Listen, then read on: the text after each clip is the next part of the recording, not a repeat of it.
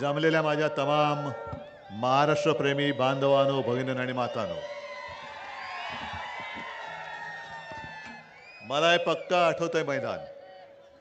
गेल्या वेळेला ओमदादासाठी आलो होतो, तुडुंब भरलेलं होतं आणि तेव्हा तुम्ही मला वचन दिलं होतं की ओमदादाला विजयी करणार.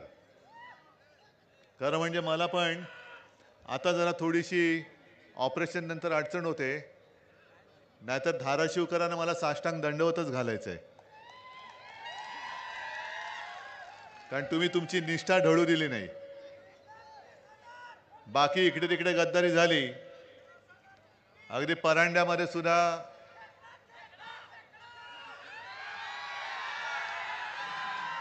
आता यावेळेला त्याला करायचा वाकडा.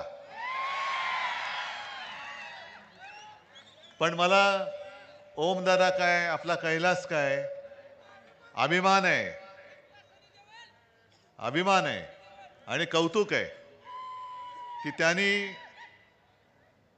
आपल्या धाराशिवच्या नावाला कलंक लागू दिला नाही. आणि तसं पाहिलं तर कैलासला पण घेऊन चालले होते, पण जाता जाता तुम्हाला सतत संपर्क करत होता. आता कैलास लहान आहे म्हणून मी आरुतुरे बोलतो, दोन्ही मुलंच आहेत, ओमदादा काय किंवा कैलास काय. आणि कसा आला काय आला हे त्यांनी तुम्हाला सांगितलेलं आहे. पण तसं पाहिलं तर हा सोन्याच्या लंकेपर्यंत पोहोचला होता, पण लंकेमध्ये गेला नाही. कारण त्याला माहिती होतं की सोन्याची असली तरी रावणाची लंका आहे आणि रावणाची लंका जाळण्यासाठी शिवसेना मशाल हातात घेणार आहे. म्हणून तो परत आला, नाहीतर यांनी पण घेतले असते 50 खोके. पण कधी म्हणजे जो असाच जो काय माल असतो तो विकला जातो, पण निष्ठा कधी विकली जाऊ शकत नाही आणि निष्ठा कोणी विकत घेऊ शकत नाही. आज तसं पाहिलं तर मला जास्त काय बोलण्याची गरज नाही, कारण तुम्ही सगळे ठरवून आलेलाच आहात. आणि इथून मला जायचं बार्शीला, आणि मगाशी बघितलं एवढे प्रवेश चाललेत, एवढे प्रवेश चाललेत की जणू काही कुठलं धरणच फुटलंय आणि हा सगळा भगवा लोंढा आपल्याकडे येतोय. आणि याच गोष्टीचं मला आश्चर्य पण वाटतं आणि अभिमान पण आहे, कारण भाजपाने सगळं मला संपवायचा प्रयत्न आज सुद्धा चाललेला आहे. आणि मी जो काही आहे तो केवळ आणि केवळ तुमच्याच भरोश्यावरती आहे. तुम्ही जोपर्यंत मला साथ सोबत द्याल तोपर्यंत माझं अस्तित्व आहे, आणि तुम्ही जेव्हा माझा हात सोडाल तेव्हा मी अस्तित्वात राहणार नाही. मोदी शहा मला संपवू शकत नाही. माझं संरक्षक कवच हे माझ्या आई जगदंबेने तुमच्या रूपाने मला दिलेलं आहे.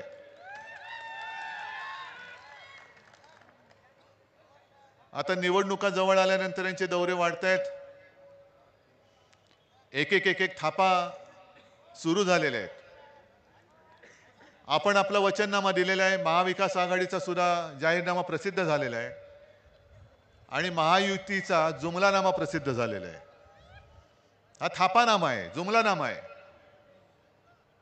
म्हणजे महिलांना 1500 रुपये देत आहेत, शेतकऱ्यांना कर्जमुक्त करणार असं म्हणतायत.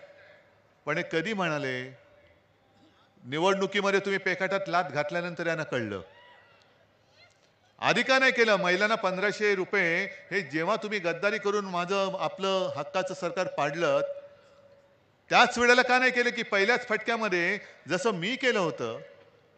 नागपूरचं मुख्यमंत्री म्हणून माझं एकच अधिवेशन झालं आणि मंत्रिमंडळामध्ये सगळं मंत्रिमंडळ नव्हतंच, आम्ही जेमतेम 7 मंत्री होतो. अजित पवार पण मंत्री झालेलेच नव्हते तेव्हा, आणि 7 जणांचं मंत्रिमंडळ असताना देखील कोणी न मागता मी माझ्या शेतकऱ्याला 2 लाखापर्यंत पीक कर्ज मुक्त करून दाखवलं होतं. 10 रुपयामध्ये शिवभोजन दिलं. मग मी पण जर का राजकारणी असतो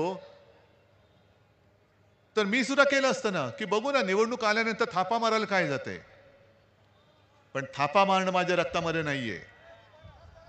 जे बोलेन ते करेन आणि जे करणार असेल तेच बोलेन नक्कीच. आता आहे ना 1500 रुपये त्यांना महिलांची आठवण आली. 3 लाख रुपयापर्यंत कर्ज. अरे तुम्ही काय करताय? मोदी म्हणाले होते शेतकऱ्याचं उत्पन्न दुप्पट होईल. किती शेतकऱ्यांचं उत्पन्न दुप्पट झाले? 15 लाख रुपये किती जणांच्या खात्यात आलेत? अच्छे दिन किसके आए बताओ जरा. बरोबर आहे, अदानीचे अच्छे दिन आलेत, बाकीचं सगळं काळे दिन आहेत.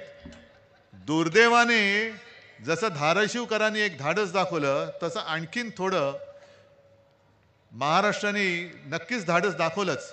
पण मला स्वतःला शिवसेना म्हणून एक 5-7 जागा कमी पडल्या आणि इतरत्र सुद्धा देशाने आणखीन त्यांच्या 25-30 जागा खाली केल्या असत्या ना, तर मोदी बुवा आज हिमालयात दिसले असते.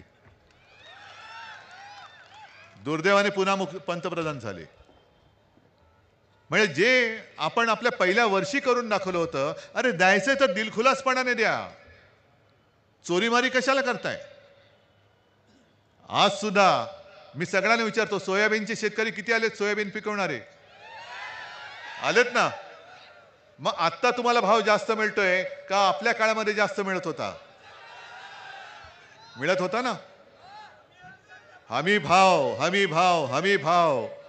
अरे गद्दारांना 50 खोके देताना लाज नाही वाटत?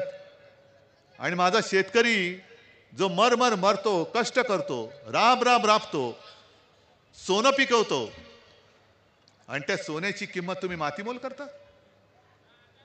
मी 2-3 दिवसापूर्वी विदर्भात होतो आणि तिथले उमेदवार राहुल बोंद्रे त्यांनी तर एक विचित्र गोष्ट सांगितली.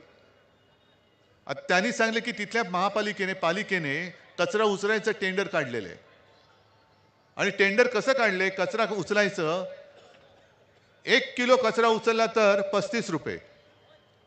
मग 1 किलो सोयाबीनला किती रुपये आहेत? किती? 25. मग कचऱ्याला भाव जास्त आहे का सोयाबीनला? कचऱ्याला आहे ना.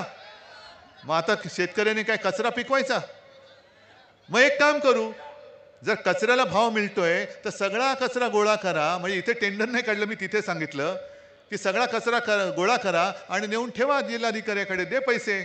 सोयाबीनचा भाव नाही देत ना, मग तुझा जो भाव आहे तोच भाव कचऱ्याचा आहे. यांचा कचरा करून टाका एकदा. यांचा कचरा केल्याशिवाय जागे नाही होणार. पण आता तुमची निवडणूक आल्यानंतर ज्या विषयावरती मी बोलतोय की सोयाबीनला हमी भाव मी देऊन दाखवतो ना, दिला होता ना पूर्वी. दुधाला भाव देतो ना.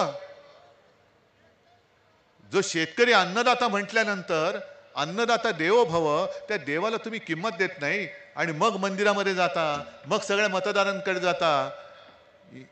हे नाटक आता बंद केलं पाहिजे. हे थोतांड आहे. आपण जे काही ठरवलेलं आहे की आपलं सरकार आल्यानंतर आपण परत एकदा शेतकऱ्यांना कर्जमुक्त करणार आहोत. शेतकऱ्याला हमी भाव तर देणारच आहोत. शेतकऱ्यांना हमी भाव तर देणारच आहोत. पण त्याच बरोबरीने शेतकऱ्याचं एकही रुपया नुकसान होऊ न देता आपण जीवनावश्यक 5 वस्तूंचे भाव हे स्थिर ठेवून दाखवणार म्हणजे दाखवणारच. कारण आता हे जे दाढीवाले फिरतात मिंदे, गद्दार, अरे त्यांच्याकडे उमेदवार पण नाहीत. उमेदवार देवेंद्र फडणवीसचा घेऊन आपल्या समोर उभा केलेला आहे. का? तर तुमच्या मनामध्ये संभ्रम निर्माण झाला पाहिजे. पण एकदा तुम्ही मशाल जिंकून दाखवलेली आहे. मशाल अजून सुद्धा धगधगती आहे. हे बोगस जे आलेले आहे तो ते भ्रष्ट कारभार जाळून टाकणारी शिवसेनेची मशाल आहे. मगाशी कैलास दादा जो सांगत होता, अमित शहानी जाहीरच केलेलं आहे की या वेळेला देवेंद्र फडणवीस मुख्यमंत्री होणार. तुम्हाला देवेंद्र फडणवीस मुख्यमंत्री पाहिजे तर जरूर द्या. देवेंद्र फडणवीसला मुख्यमंत्री करा आणि महाराष्ट्र गुजरातच्या पायी वाहून टाका. काय महाराष्ट्र म्हणून काय अभिमान, स्वाभिमान, अस्मिता काय आहे की नाही आम्हाला? आम्ही 5 जीवनावश्यक वस्तूंचे भाव स्थिर ठेवणारच आहोत. सरकारी कर्मचाऱ्यांना सुद्धा जुनी पेन्शन योजना लागू करणार आहोत. माझ्या आशा आणि अंगणवाडी सेविकांना सुद्धा, महिलांना सुद्धा वाढीव मानधन देणार आहोत. मान तर देणार, पण मानधन पण देणार. अनेक गोष्टी आपण करणार आहोत. पण यांच्याकडे बोलण्यासारखे मुद्दे नाहीयेत.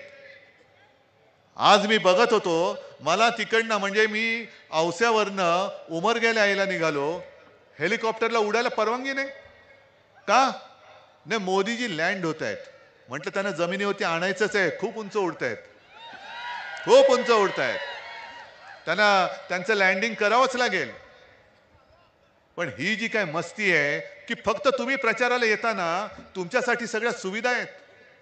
एअरपोर्ट, माझा संबंध पण नाही सोलापूर एअरपोर्टशी. मी कुठून येत होतो? गावात औस्यातनं उमरग्यात येत होतो. पण संपूर्ण आसमंत ही जशी नाकाबंदी लागते तसं उड्डाणबंदी, उड्डाणबंदी. मग माझ्या बॅगा काय तपासतायत? हेलिकॉप्टर उडायला परवानगी विलंब काय करतायत? म्हणजे विलंब एवढ्यासाठी की तुम्ही सगळी माणसं जमलात ना, तुम्ही कंटाळून निघून जावं.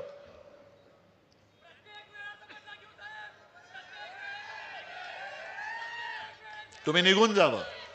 पण मोदीजींचं आजचं भाषण कोणी दाखवलंच नाही असं म्हणतात. कोणीच दाखवलं नाही. मग त्यांच्या 4 दिवस आधी अमित शहा तिकडे आले होते विदर्भामध्ये. मग त्यांना काही प्रश्न विचारले, लोकांचे प्रश्न विचारले तर भडकतात असं मी ऐकलंय. आणि मग त्यांनी मला काही आव्हान दिलं. आज सकाळी येताना मी मुलाखत दिली, ती आता चालली असेल TV9 वरती, की त्यांनी मला प्रश्न विचारले की उद्धवजी, काश्मीर मधलं 370 कलम हटवलं, त्या 370 कलम हटवायला ज्यांचा विरोध होता त्या काँग्रेस बरोबर तुम्ही कसे बसलात? आणि मी त्यांना उत्तर दिले की अमितजी, 370 कलम हटवताना शिवसेना तुमच्या सोबत होती, हे का विसरलात? हे का विसरलात?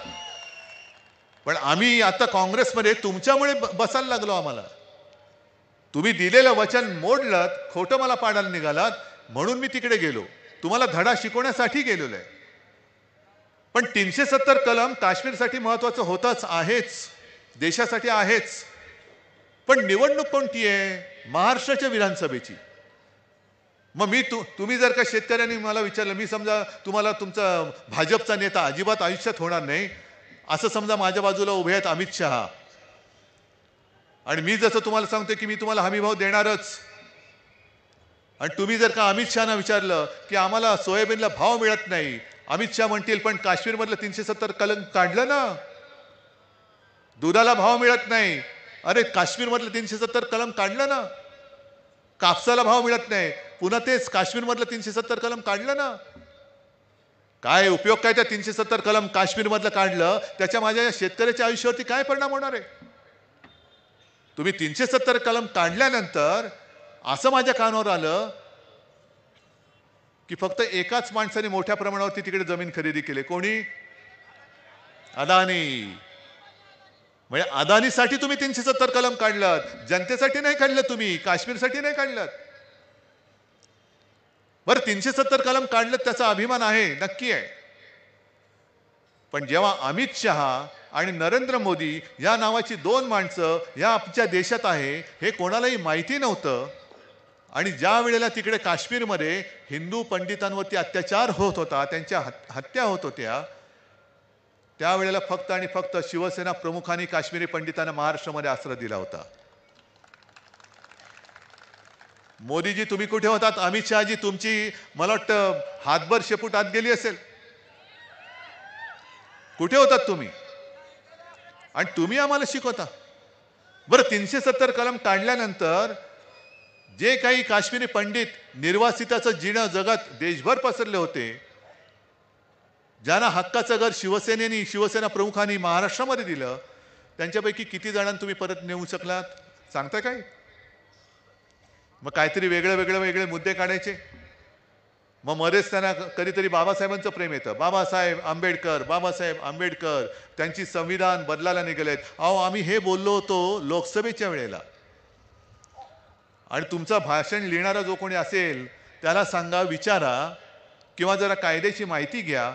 संविधान लोकसभेत बदललं जाऊ शकतं, विधानसभेत नाही. उद्या ग्रामपंचायतीची निवडणूक आल्यानंतर सुद्धा मोदी येतील. यांना ग्रामपंचायतमध्ये हे जिंकले तर हे संविधान बदलतील.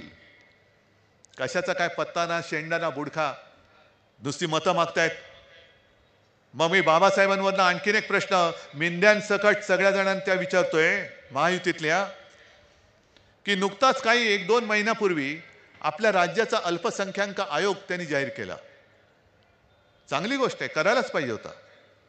आणि अल्पसंख्याक आयोगमध्ये साधारणतः जे सगळे अल्पसंख्याक आहेत, साहजिकच आहेत, मुसलमान आहेत, जैन आहेत, पारशी आहेत, बौद्ध सुद्धा आहेत, ख्रिश्चन्स पण आहेत, जे जे असतील मला पूर्ण माहिती नाहीये. त्यांचे कोणी ना कोणीतरी प्रतिनिधी त्या आयोगामध्ये घेणं हे क्रमप्राप्त असतं. मग मी सहज काल माहिती घेतली की किती याच्यामध्ये कोण कोण आहेत. त्याच्यामध्ये एक सुद्धा बौद्ध समाजाचा, आंबेडकरी विचाराचा एक सुद्धा माणूस का घेतला नाही, तिकडे एक सुद्धा नाव का नाही, हे पहिलं सांगा आणि मग बाबासाहेबांचं महत्व तुम्ही आम्हाला सांगा. या सगळ्या खोट्या गोष्टी करायच्या, म्हणजे स्वतःचं ठेवायचं झाकून आणि आमचं पाहायचं वाकून. देवेंद्र फडणवीस काय म्हणाले आम्हाला, म्हणजे काल त्यांनी मुंबईमध्ये एक सभा घेतली. कुठे घेतली सभा? तिकडे वर्सोवा आणि अंधेरी. आणि काय म्हणाले, औरंग्याच्या कबरीवरती फुलं वाहणाऱ्यांनी कोणी वाहिली फुलं? आणि वर्सोव्यामध्ये मी मुद्दामून सांगतो की आपण एक उमेदवार दिलेला आहे, त्याचं नाव आहे हरून खान. मुसलमान आहे पण शिवसैनिक आहे. 25-30 वर्ष, किती वर्ष झाली मला माहिती नाही, शिवसैनिक म्हणून काम करतो. उत्तम मराठी बोलतो. त्यांच्या पत्नी नगरसेविका होत्या आणि त्याला पाडण्यासाठी म्हणून देवेंद्र फडणवीस तिकडे गेले आणि काय म्हणाले, जे वोट जिहाद करतायत त्यांच्या विरुद्ध धर्मयुद्ध करा. धर्मयुद्ध? त्या माझ्या शिवसैनिकाच्या विरुद्ध धर्मयुद्ध करताय तुम्ही? देवेंद्रजी, तुम्हाला माहिती नसेल किंवा आठवत नसेल किंवा सोयीप्रमाणे तुम्ही विसरला असाल, 2014 साली आणि 2019 साली आम्ही जेव्हा तुमच्या सोबत होतो आणि मोदीजींसाठी मत मागत होतो, त्याही वेळेला हा माझा शिवसैनिक, शिवसेना प्रमुखांचा शिवसैनिक मोदींसाठी मत मागत होता. तेव्हा तुम्हाला धर्मयुद्ध का नाही दिसलं? म्हणजे माझा उदो उदो करत कोण असेल, देवेंद्रजींचा उदो उदो कोण करत असेल, तो नवाब मलिक असला तरी चालेल, दाऊद असला तरी चालेल, पण तो तुमच्याकडे असला तर तो गुन्हेगार आहे, पापी आहे, देशद्रोही आहे. हे यांचं हिंदुत्व. आणि म्हणून मी जे सांगतो ना की मी भाजपला लाथ मारले, हिंदुत्व मी सोडू शकत नाही, कदापि सोडणार नाही. पण माझं आणि त्यांचं हिंदुत्व फरक जो आहे तो हाच आहे. मी गेल्या लोकसभेलाही सांगितलं होतं, परत एकदा सांगतो की भाजपचं हिंदुत्व हे घर पेटवणारं हिंदुत्व आहे आणि शिवसेनेचं म्हणजे आपलं हिंदुत्व हे घरातली चूल पेटवणारं हिंदुत्व आहे. अरे दाखवा ना, घर पेटवणं सोपं असतं, पण घरातली चूल पेटवून दाखवणं हे फार कठीण असतं. आणि तुम्हाला चूल पेटवता येत नाही म्हणून तुम्ही घरं पेटवताय आणि घरांच्या होळ्या पेटवून तुम्ही तुमच्या पोळ्या भाजताय आणि आम्हाला हिंदुत्व शिकवताय. या अशा अनेक गोष्टी सांगता येतील. यांच्याकडे मी बोललो ना, विचार नाही, काही नाही, काही नाही, काही दिसलं का चोरायचं, दिसलं का चोरायचं, सगळं काही चोर बाजार मांडलेला आहे. आणि सगळ्यात दुर्दैवाची गोष्ट अशी की चोरांच्या प्रचाराला देशाचे पंतप्रधान येत आहेत.